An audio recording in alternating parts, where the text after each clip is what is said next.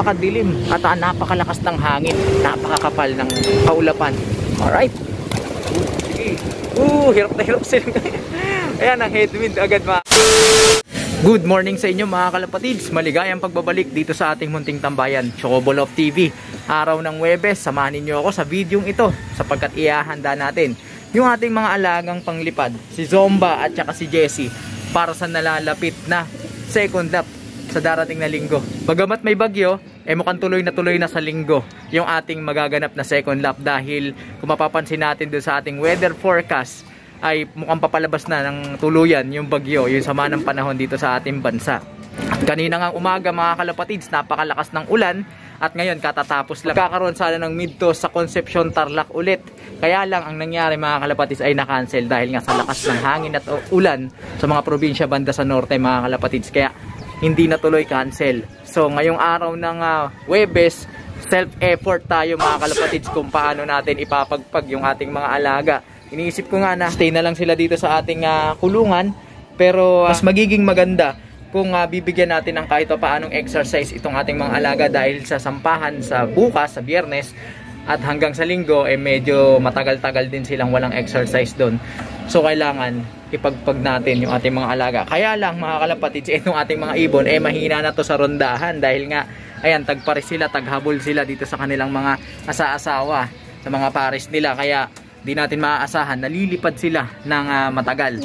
Kaya ang tanging solusyon dyan mga kalapatids na kanubi, i-self to sila o i-force fly yung ating mga alagang naririto, partikular etong si Zomba at saka si Jessie. Sumikat na ang haring araw, bagamat napaka kulimlim pa rin ang panahon, pero mukhang high ceiling naman mga kalapatids, at hindi naman siguro magkakaroon ng problema sa liparan yung ating mga alaga. Malakas pa rin ang hangin, pero okay lang yan dahil magandang pagkakataon yan para masanay sila sa ganyang klaseng panahon ng liparan. Unin ko na tong ating dalawang ibon na ito para masipat na yung kanilang pangangatawan, and then ilalagay ko na dito sa training box at susubukan natin silang i-self-toss ng hindi naman kalayuan. Kaya samahan ninyo ako mga kalapatid sa videong ito, at ikaw na nanonood, kung hindi ka pa nakapag-subscribe, ano pang hinihintay mo? Mag-subscribe ka na, pindutin mo na ang notification bell para nang sa ganun updated ka sa ginagawa nating kwentuhan dito lang sa ating munting tambayan.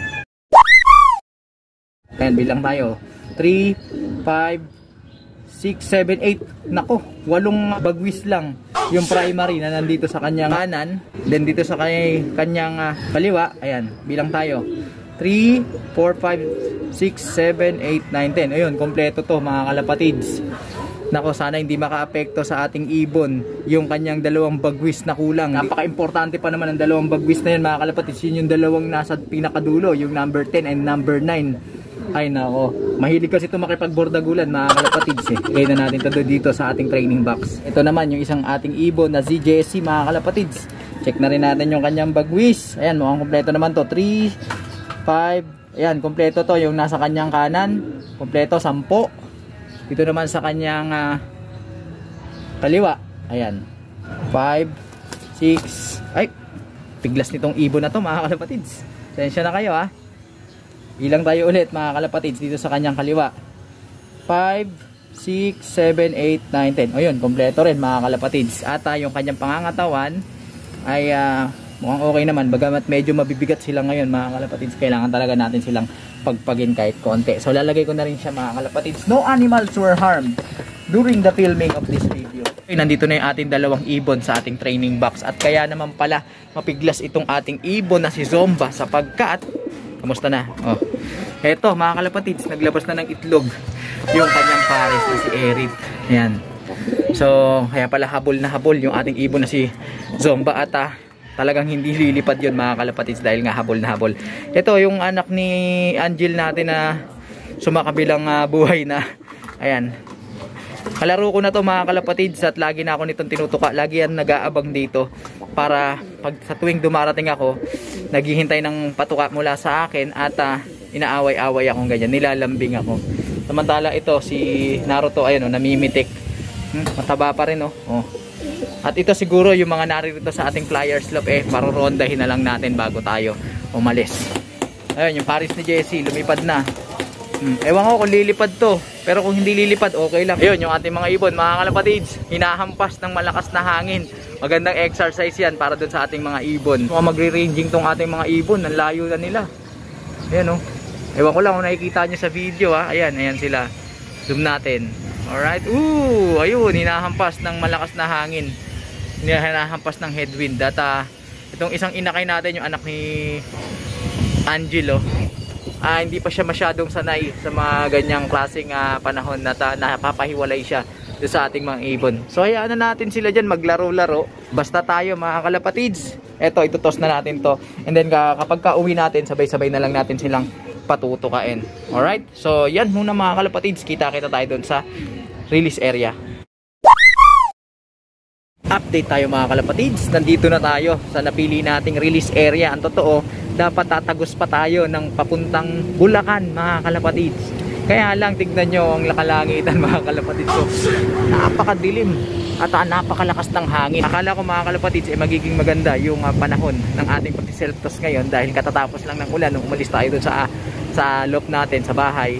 Tapos maganda yung sikat ng araw. Pero pagdating natin dito, the moment na gumagawi tayo ng panorte, ayan, nakita nyo, napakakapal ng kaulapan. At bungad pa lang yan mga kalapatids. Pag pumunta kayo doon, ayan, hanggang doon yan, papuntang Bulacan. So, hindi na siguro ako tatagos, hindi na practical na bumaybay pa papuntang Bulacan mga kalapatids.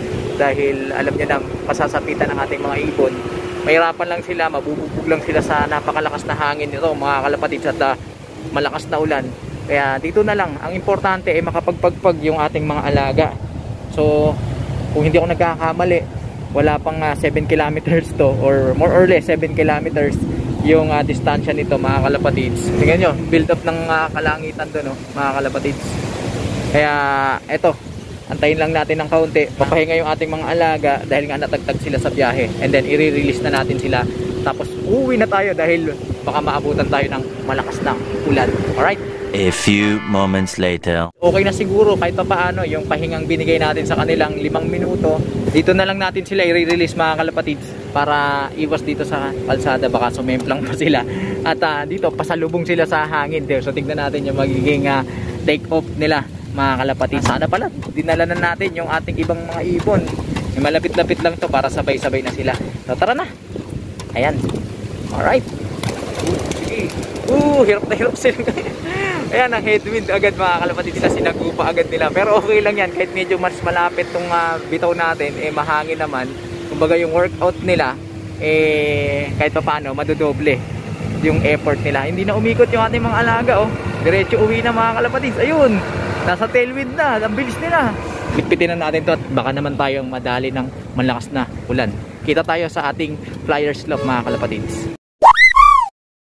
Sa wakas, nakauwi na tayo dito sa ating flyer slope at kanina nga naabutan tayo ng malakas na ulan nung tayo papauwi mula doon sa release area.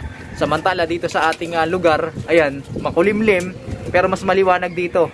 Walang ulan pero napakalakas pa rin ng hangin mga kalapatids. Samantala, as usual, nauna sa atin yung ating mga alaga. Ito na si Jessie at ito na rin si Zomba. So, nag-aabang na sila ng matutuka mga kalapatids. At dahil limited yung exercise at workout na ginawa nila, ito, light mix lang tayo mga kalapatids. Dahil nga kanina nung kinapa ko yung kanilang pangangatawan, mukhang okay naman pero para sa akin medyo nabibigatan ako sa kanilang pangangatawan. Kaya eto na, huwag na natin patagalin mga kalapatids. Ayan na si Jessie, gutom na gutom. Alis dyan. Ayan mga kalapatids. So, bibigyan na natin yung ating mga alagang ibon. Patutukain na natin sila. Ayan mga kalapatids, nagtutukaan na sila. Namili na yung ating mga alaga pero okay lang yan dahil wala naman sila magagawa. Puro light seeds yung nandyan sa kanilang harapan. At sa araw ng bukas mga kalapatids, abangan ninyo yung ating pangpatuloy na paghahanda dahil nga bukas, Biyernes, basketing. So kailangan ihanda natin sila bago sila i-basket sa gabi. Umaga pa lang, ipag-iigihan talaga natin yung ating gagawing paghahanda sa ating mga alaga bago sila i-basket. So abangan ninyo yan mga kalapatids dahil kung matatandaan nyo, na-olats tayo nung unang liparan, yung first lap. So kailangan nating bumawi. At sa ganitong panahon mga kalapatids, consider natin yan, yung headwind, yung ulan, at kung ano-ano pa. Dahil ang goal natin sa susunod na liparan ay makapag-clock. Regardless kung mabilis sila o hindi, basta pumasok sila sa 700 pataas okay na sa atin yun mga kalapatids. Yan. So, yan muna mga kalapatids ang update dito sa ating ginagawang paghahanda sa ating mga alaga para sa kanilang susunod na liparan sa second lap. Patuloy kayong tumutok mga kalapatid. Sa mga hindi pa nakapag-subscribe dyan, mag-subscribe na kayo, hit nyo na notification bell para sa ganun updated kayo sa ginagawa nating kwentuhan dito lang sa ating Munting Bayan. Mag-like, comment, share kung nagustuhan nyo ang video ito at pakisuportahan ang ating Facebook page para sa tuloy-tuloy na kwentuhan na kapupulutan ng mga kaalaman. Nako, napakalakas ng hangin mga kalapatid at mukhang uulan na naman ng matindi. Ingat-ingat kayo sa mga lalabas dyan. Huwag kalimutan magbaon ng payong sa mga nagmumotor, sa mga nasa labas ng kalsada. Ayan, ingat-ingat dahil madulas ang kalsada. Sa mga uuwi naman ng probinsya dahil nga long weekend vacation mga kalapatid, ingat kayo at i-enjoy nyo ang inyong magiging bakasyon. Alright, so keep safe everyone. Hanggang sa muli pagkikita. Paalam!